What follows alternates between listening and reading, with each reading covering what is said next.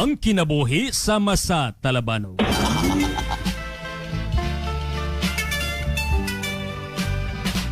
Kalipay ko kaniadto magpalupad og Talabanog. Sa kainit sa adlaw ay kahadlok nga panit masunog. Dito sa hawan sige akong magdalagan-dalagan, mga huyop sa hangin akong gipailin-ilinan. Gamit ang maplastik og tukog sa silhig, sa gamay nga tugot Talabanog ko gisalig. Kahinam sa akong kasing-kasing wala gyud milubad, himuon ko ang tanan aron ang Talabanog ko mulupad. Una kong Talabanog dako kong kapakyasan. Dili mao ang balansi ang disenyo dautan. Mitakilid, mituyok og dayon misalom. Embis padulong sa kalangitan sa yuta mipaingon.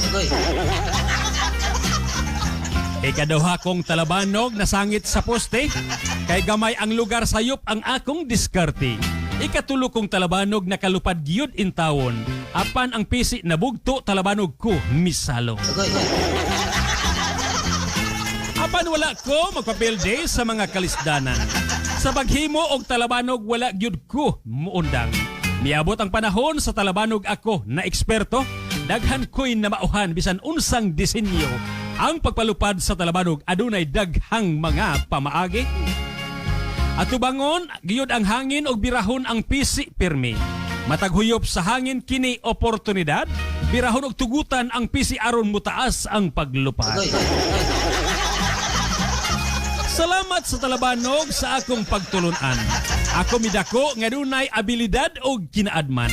Ang paghimo sa Talabanog usa ka pagsulay, kinahanglang mulupad kini aron kita malipad. Ang akong kinabuhi o atong kinabuhi sama sa Talabanog. Mga hangin sa pagsulay sugaton nga dunay kaisog. Pisi sa diskarte og kakogi angay nga tugutan. Aron mulupad pataas padulong sa kalampusan. Palagi bye.